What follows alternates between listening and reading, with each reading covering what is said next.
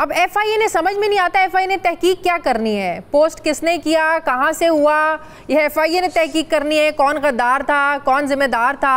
अब एफआईए इस सारे मामले के पीछे लग गया है। आप देखिए उमर अयूब साहब की तहकीकात, बैरिस्टर गौहर साहब की तहकीकात, इमरान खान की तहकीकात, अब ये सारी जिम्मेदारी एफआईए की। एफआईए ने इसको सारा डिग आउट करना। ये मामला शुरू कहाँ से हुआ, ट्वीट किया किसने? रऊफ हसन भी जी, रऊफ हसन। इतने ये नौजवान हमारी कल के ये जामिन है।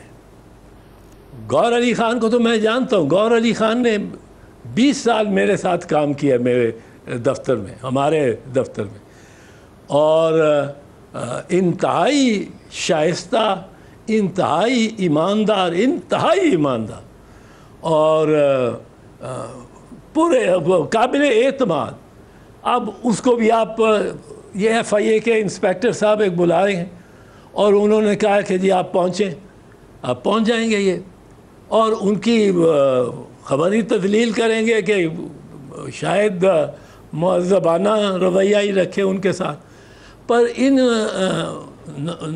नौजवानों को जिनके हाथ में आज एक पार्टी की लीडरशिप आ गई है और वो शाइस्ता अंदाज से चल रहे हैं, आप चाहते हैं कि वो भी भेड़िए बन जाए सही, या अब पता नहीं। अब ये तारीख पर हाँ, यही मैं सवाल पूछने लगी थी, तारीख पर बात करना भी अब शायद गद्दारी के जुमरे में आएगा।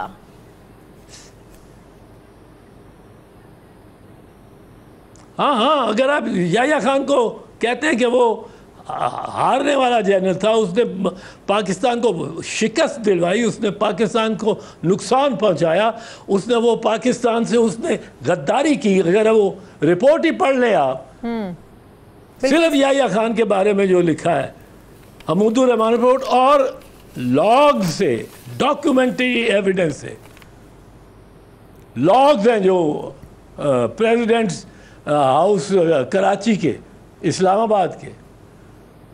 अब वो क्या हमारी तारीख का हिस्सा है। वो बच्चे को पता होना चाहिए कि हमारे कैसे हुक्मरान रहे। बिल्कुल और सही। आज जो हुक्मरान है शाइस्ता है। बिल्कुल सही। चौधरी साहब अब थोड़ा सा फिर अपने वो हुक्मरानों को आप अप्रिशिएट भी कर सकेंगे। बिल्कुल सही। ये आपने भी देखा पिछले कुछ अरसे से जो एक सिलसिला शुरू हुआ जुडिशरी को टारगेट करने का। आपको वो ऊपर तले वो जो प्रेस कॉन्फ्रेंसेस हुई, फैसल वाडा, तलाल चौधरी, कामरान टिसोरी, ओन चौधरी, मुस्तफ़ा कमाल, ये अदलिया को, और टारगेट एक ही था, आप अदलिया में बहुत सारे केसेस पड़े हैं। अदलिया ने 6 जजेस के ख़त का नोटिस लेकर बाकियों के हुकूक कहाँ गए, ये 6 जजेस के ख़त पर नोटिस लेना क्या बहुत ज़्यादा ज़रूरी था? आपको क्या लगता है कि ये सारा प्री प्लान कॉन्शियसली ऊपर तले प्रेस कॉन्फ्रेंसेस करके अदलिया को टारगेट किया जा रहा है?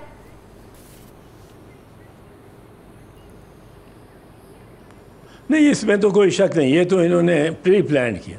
अच्छा, वाडा देखे ना, फैसल वाडा, अनवारुल हक काकड़ और कामरान टिसोरी, मुस्तफ़ा कमाल, ये किसी पार्टी के कैंडिडेट नहीं थे। हाँ, ठीक है। कामरान टिसोरी तो गवर्नर लगे ना, मुस्तफ़ा कमाल पता नहीं सेनेट में आए कि नहीं आए, पर ये 3 तो सेनेट में आए ना। बिल्कुल। सेनेट में इलेक्शन पे एक इंडिपेंडेंट का करीब ये मुझे 1988 के रेट्स का कुछ पता ही, जब कुछ मैं भी वोटर था तो मेरे पास भी आते थे लोग और वोट खरीदने। अच्छा। और बिल्कुल बैठ के, और हम नए आए थे 88 में, हमारी पहली गवर्नमेंट बनी थी, मैं वज़ीर दाखिला था, और मेरे पास भी आप बेधड़क आ जाते थे कि आप करोड़ रुपया ले लें और मुझे नंबर 1 पे वोट कर दें। मैं कहा मैं तो पार्टी का बंदा हूँ भाई, मेरे से क्या मिलेगा आपको? उन्हें जी पार्टी को आप कुछ दे दें, और ये बाकायदा होता रहा। अब करोड़ रुपया अगर 88 में था एक बंदे वोट का, तो अब खबर नहीं क्या होगा आज कम से कम 100-150 करोड़ तो लगता होगा एक अरब तो सेनेटर को बनाने। 1 अरब तो होगा। तो ये वाडवा और काकड़, और ये काकड़, वाडवा, और ये बड़ी हमारे भी एक मेहरबान थे, वो बड़े ही परेशान होते थे, he had to get into the senate. वो खुद सेनेटर हुए, उनका बेटा सेनेटर हुए, 2 उनके भाई सेनेटर हुए, उनकी बेगम MNA हुई, पर उनमें जो पैशन था, जिस तरह वो चल जाते थे, पता लगता था कि आज कुछ तय करके आ रहे हैं। और ये किस तरह हो गए? ये इन्होंने पैसे दिए या किसी ने हाथ पीछे रखा है? अब जिसने हाथ पीछे रखा है वो उनको खड़ा रखा है। नहीं, फैसल वाडा साहब तो अलग ऐलान ये कह चुके हैं कि पाकिस्तान पीपल्स पार्टी के दोस्तों ने, MQM के दोस्तों ने, वो मानते हैं कि पार्टी के लोगों ने, दूसरी पार्टियों ने उनको वोट दिया है, वो एडमिट करते हैं।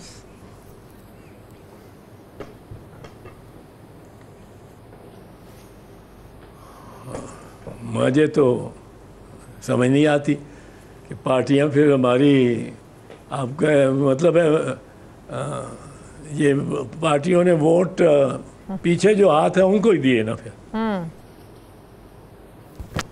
सही। अच्छा, PTI का जो मुतालबा है चॉइस साहब, पीछे जो हाथ है, जो अनदेखे हाथ जिनको मियां साहब कहते थे।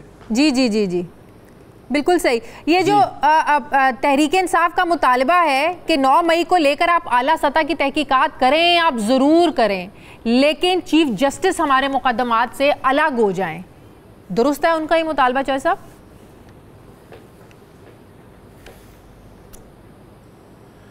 चीफ जस्टिस ने जो हाल ही में खत लिखा है, वो खत लिखा है ब्रिटिश हाई कमिश्नर को। उसने कई तकरीर कोई कर दी आसमा जिलानी कॉन्फ्रेंस पे, हाई कमिश्नर जो ब्रिटिश हाई कमिश्नर है। जी जी। अब उसने कह दिया को 9 मई के बारे में भी कुछ, और को कैदियों शादियों के बारे में कि उनको। अब आप सोचें कि चीफ जस्टिस ऑफ पाकिस्तान का इससे क्या ताल्लुक है कि वो ख़त लिख दें direct to the high commissioner, और ख़त भी इस तरह लिखें कि ये ना लगे कि मैं आपके नीचे झुक गया हूँ, तो रजिस्ट्रार से दस्तखत करवाएं, और रजिस्ट्रार कह the above issues with the full authority of the chief justice.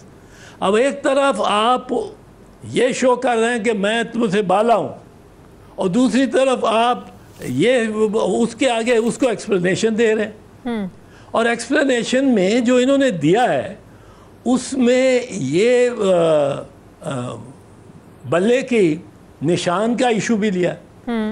आपने और भी बड़ी सही तारीख की छिके मारे हैं, पर जो मामला आपने लिया है वो बराह रास्त वो है जो PTI के इमरान खान की पार्टी के मौक़िफ़ है कि बिल्कुल मुखालिफ है।